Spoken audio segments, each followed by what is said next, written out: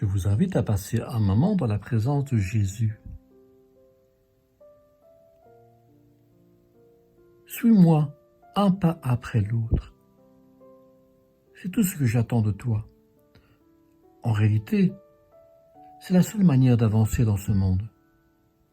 Les yeux fixés sur les imposantes montagnes à l'horizon, tu te demandes comment tu vas faire pour les escalader et les franchir.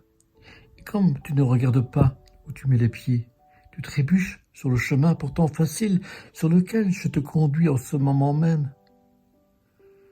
Lorsque je t'aide à te relever, tu me confies combien les falaises au loin t'effrayent, mais tu ne sais même pas ce qui t'attend aujourd'hui, encore moins demain. Peut-être ta route prendra-t-elle un tournant qui t'éloignera de ces montagnes. Peut-être existe-t-il un chemin facile, invisible depuis l'endroit où tu te trouves pour atteindre le sommet. Si je t'emmène effectivement au pied de ces falaises, je te donnerai tout l'équipement nécessaire pour les escalader. Je donnerai des ordres à mes anges pour qu'ils te gardent dans toutes tes voies. Concentre-toi sur aujourd'hui et réjouis-toi de ma présence. Marche par la foi et non par la vue.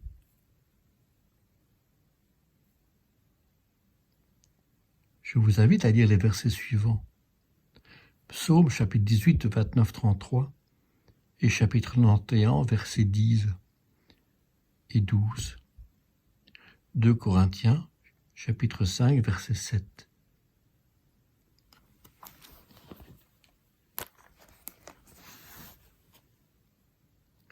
Oui, tu fais briller ma lumière. L'Éternel mon Dieu éclaire mes ténèbres. Avec toi, je me précipite sur une troupe en armes. Avec mon Dieu, je franchis une muraille. Les voies de Dieu sont parfaites. La parole de l'Éternel est éprouvée. Il est un bouclier pour tous ceux qui se confient en lui. Car qui est Dieu si ce n'est l'Éternel? Et qui est un rocher si ce n'est notre Dieu?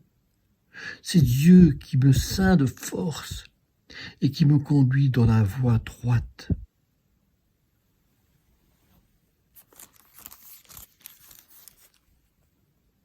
Aucun malheur ne t'arrivera, aucun fléau s'approchera de ta tente, car il ordonnera à ses anges de te garder dans toutes tes voies.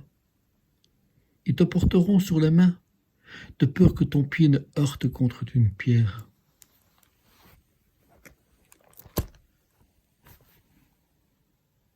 Car nous marchons par la foi et non par la vue.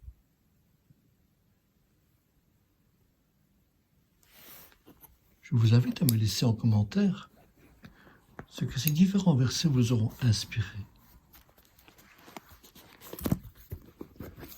Acceptez aujourd'hui le Seigneur Jésus dans votre vie. Il dit dans la parole de Dieu que nul ne vient au Père que par lui. Si vous ne le confessez pas par votre bouche, la vie merveilleuse dans le royaume des cieux ne sera pas des vôtres.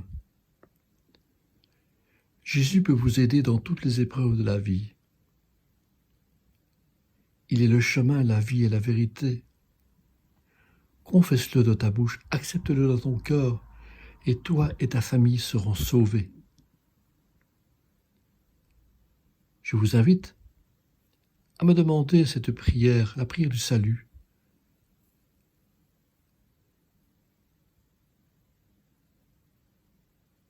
Chers bien-aimés, je vous souhaite à toutes et à tous une très belle journée.